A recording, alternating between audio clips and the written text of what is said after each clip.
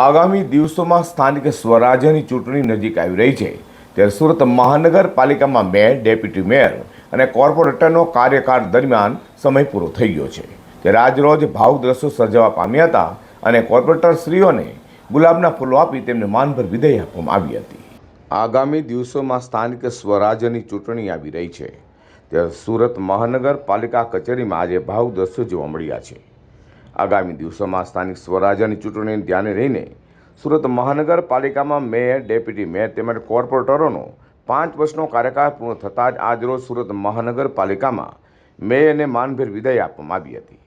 સુરતના મેયર દક્ષેશભાઈ માવાણીએ 1995થી અત્યાર સુધીના સુરત મહાનગરપાલિકામાં સેવા આપનારા તમામ મેયરોને આજરોજ યાદ કરવામાં આવ્યા હતા। તેને વધુમાં જણાવ્યું હતું કે મારા કાર્યકાળ દરમિયાન બનતા તમામ પ્રયત્નોથી સુરતના નંબર 1 બનાવવાનો મેં પ્રયાસ કર્યો છે। સાથે ચૂંટાયેલા તમામ કોર્પોરેટરોને ફૂલોથી વધાવવામાં આવ્યા હતા ત્યારે કેટલાક સભ્યોની આંખમાં આજે આંસુ જોવા મળ્યા હતા। સુરત મહાનગરપાલિકામાં અમારા જનપ્રતિનિધિઓનો અંતિમ દિવસ છે। અમે સુરતની સેવા કરવાના શ્રેષ્ઠ પ્રયાસો કર્યા છે। 1995થી ભારતીય જનતા પાર્ટીનું શાસન છે। 1995માં બીજ રોપાણું, આજે વટવૃક્ષ થઈ ગયું છે।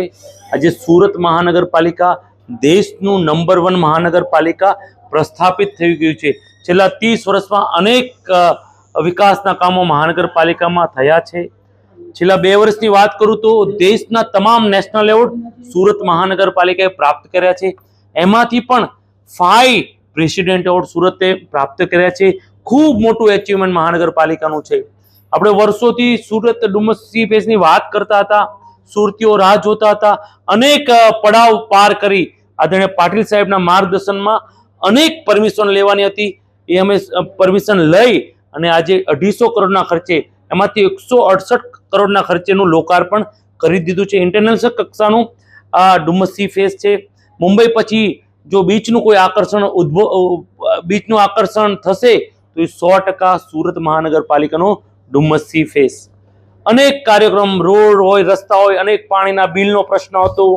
આ વર્ષે ચોમાસામાં મોન્સૂનમાં જે રોડ તૂટ્યા હતા એના હિસાબે પાલિકામાં શાસકો દ્વારા 600 કરોડના સીસી રોડ મૂક્યા છે।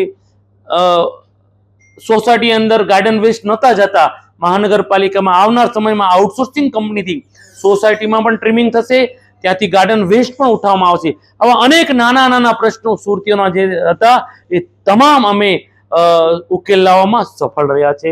એટલે કહી શકું આજે સુરતનો સૂર્ય મધ્યમાં તપી રહ્યો છે અને અમે શ્રેષ્ઠ કામગીરી કરવા શ્રેષ્ઠ પ્રયત્નો કર્યા છે।